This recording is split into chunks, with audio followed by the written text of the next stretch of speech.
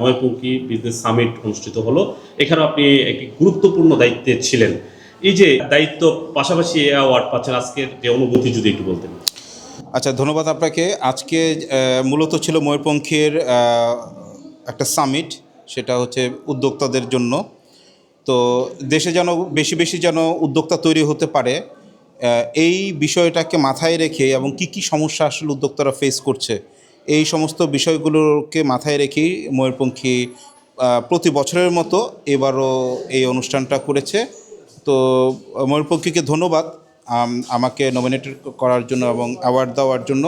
এবং এই ইভেন্টে আমি কিন্তু প্রারম্ভিক বক্তৃতা দিয়েছি এই টোটাল উদ্যোক্তাদের সব কিছু, উদ্যোক্তার সব কিছুর উপর, মানে সব কিছুকে নিয়েই, মানে কিভাবে আসলে উদ্যোক্তা তৈরি হয়, কি কি কারণে আসলে বাংলাদেশে উদ্যোক্তা তৈরি হতে পারছে না, পিছনের কারণগুলোই বা কী কী, মানে মানে আমাদের কিছু ট্যাবও রয়েছে যেগুলো উদ্যোক্তা মানে না হওয়ার পিছনের অন্যতম বড় কারণ। আমি এই সংগঠনটির পিস ব্র্যান্ড অ্যাম্বাসেডর হিসাবে রয়েছে, সেটা আপনারা আগেও জানেন। তো আমি আসলে চেষ্টা করছি যে এই সংগঠনটির মাধ্যমে, এই সংগঠন আপনারা এটাও জানেন, ময়ূরপঙ্খী কিন্তু 30টা দেশে কিন্তু তাদের অপারেশন কিন্তু অ্যাক্টিভ রেখেছে, সাংগঠনিক কর্মকাণ্ড কিন্তু অ্যাক্টিভ রেখেছে। তো ময়ূরপঙ্খীর মাধ্যমে আমি চাচ্ছি যে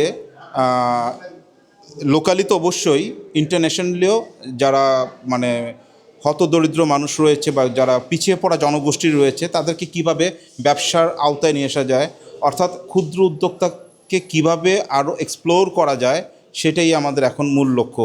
আর ময়ূরপঙ্খী কিন্তু শুধু খালি উদ্যোক্তা নিয়েই কাজ করছে না, আপনারা জানেন তারা কিন্তু ওই যে একটা স্কুলও শুরু করতে যাচ্ছে ছিন্নমূল শিশুদের জন্য। তো এর জন্য আসলে মানে ফাউন্ডেশনের একার পক্ষে তো আসলে চালানো সম্ভব না, এর জন্য সরকারি বেসরকারি অনেক সাহায্য সহযোগিতা দরকার।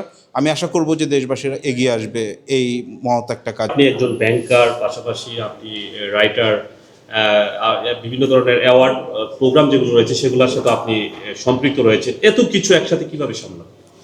আসলে আমার সব কিছুর উদ্দেশ্যই হচ্ছে যে আমার দেশকে সার্ভ করা, আমার মানুষকে সেবা করা। এই যে এতগুলো সংগঠন, হিউম্যান রাইটস এতগুলো জিনিসগুলো আমি দেখছি, আমি আমি আসলে এটা এনজয় করছি, যে আমার কাছে আসলে এটা কোনো বার্ডেন মনে হয় না। মানে আমার একটা কিছুর দ্বারা, আমার লেখার দ্বারা বা আমার সাংগঠনিক কর্মকাণ্ডের দ্বারা যদি আসলে একজন মানুষও যদি উপকৃত হয়, তাহলে সেটাই আমার জন্য অনেক কিছু। মানে আমার জীবন ধন্য। পরিবারকে কিভাবে সময় দেন? আসলে এটা একটা গুড কোয়েশ্চেন। আসলে আমি পরিবারকে মানে আমি যদি বলি যে সময় দেই, তাহলে মিথ্যা কথা হবে। আমি প্রপারলি সময় দিতে পারি না পরিবারকে। যতটুকু দেওয়া দরকার হয়তো আমি ততটুকু দিতে পারি না, তবে ব্যালেন্স করার চেষ্টা করি। তো মানে এখানে কিন্তু অফিস কিন্তু হয় না, মানে তারা তাদের কাজ, মানে তাদের সময়টা আমি ঠিকই দেই। এখানে বঞ্চিত হলে হয়তো পরিবারটাই হয় আর কি।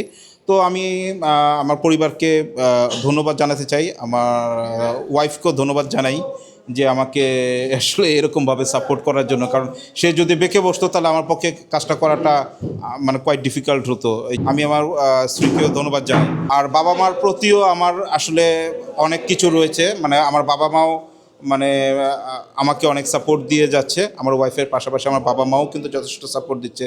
আমার সন্তানরাও কিন্তু মানে তারা তাদের আমার কাছ থেকে যে সময়টা পাওয়ার সেটা পাচ্ছে না, অর্থাৎ তারাও তো স্যাক্রিফাইস করছে।